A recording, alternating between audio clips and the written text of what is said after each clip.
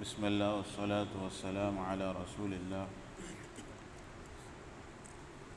رسول اکرم صلی اللہ علیہ وسلم کو جب فرض منصبی مل گیا کہ آپ اسلام کی دعوت کو لوگوں کے سامنے پیش کرتے رہیں، تو آپ اپنے کام میں مسلسل لوگوں کو دعوت دیتے رہے، اسلام کی طرف بلاتے رہے۔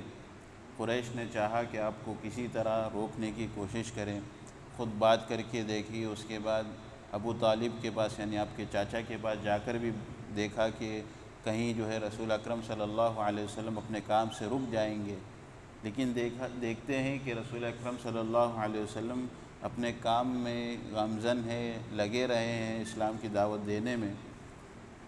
تو اب دوسرے طریقے سے دعوت روکنے کی کوشش کرتے ہیں، اس کے لیے الگ الگ حربے استعمال کرتے ہیں، الگ الگ چالیں استعمال کرتے ہیں۔ سب سے پہلی جو چال استعمال کرتے ہیں کہ ہنسی مذاق اڑاتے ہیں یا اسے جھٹلاتے ہیں، تہمت لگاتے ہیں، اس طرح جو ہے اس کام کو روکنے کی کوشش کر رہے ہیں۔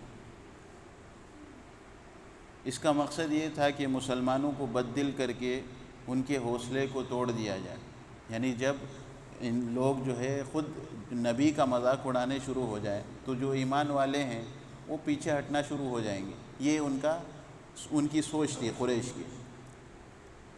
تو انہوں نے سب سے پہلی تہمت کیا لگائی کہ رسول اکرم صلی اللہ علیہ وسلم کو پاگل کہا، والعیاذ باللہ۔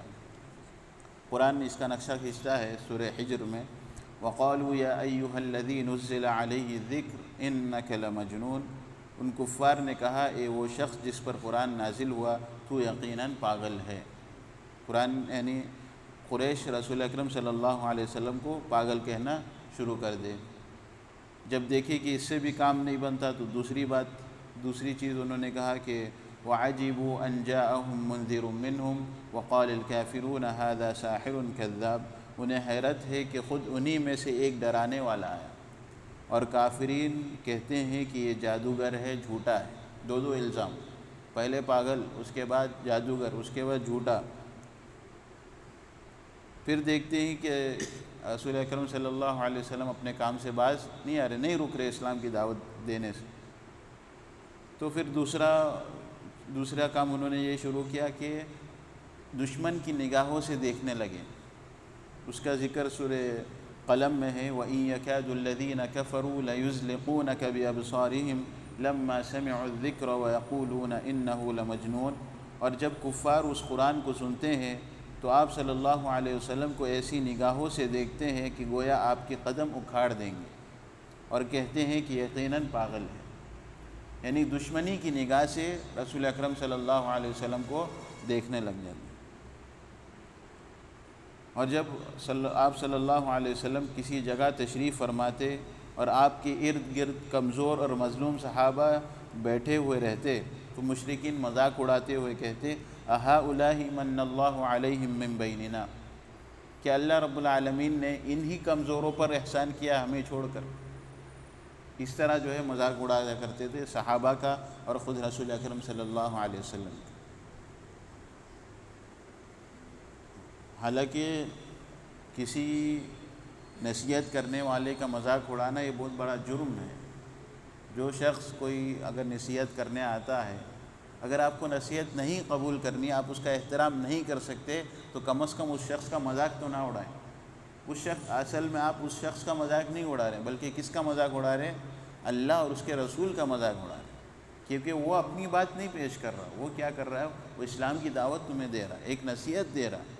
اگر اس کی آپ نصیحت قبول نہیں کرتے تو اس کا نقصان نہیں ہوگا، نقصان خود اپنا ہوگا۔ اور اللہ اور اس کے رسول کے مذاق اڑانا کوئی معمولی گناہ نہیں ہے۔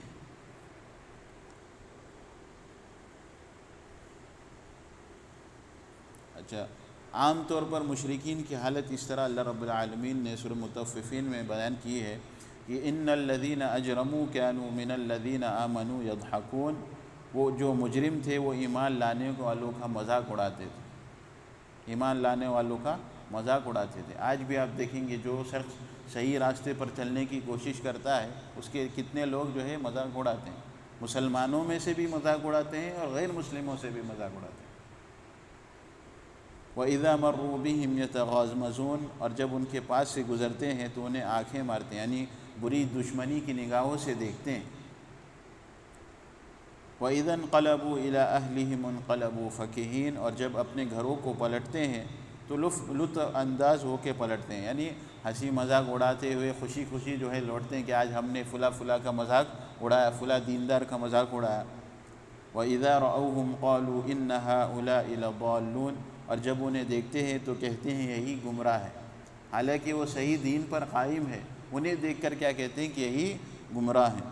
وَمَا أُرْسِلُوا عَلَيْهِمْ حَافِظِينَ، حالانکہ وہ ان پر نگہبان بنا کر نہیں بھیجے گئے، یعنی تمہیں کوئی حق نہیں پہنچتا ان کے بارے میں کوئی فیصلہ کرنے کا۔ اسی طرح اسلام آج بھی یہ کہتا ہے کہ اگر کسی کا انتقال ہو جائے، وہ بد ہے اچھا ہے، اس کا کیا انجام ہوگا اس کا فیصلہ ہم نہیں کر سکتے، وہ جنتی ہے جہنمی ہے اس کا فیصلہ نہیں کر سکتے۔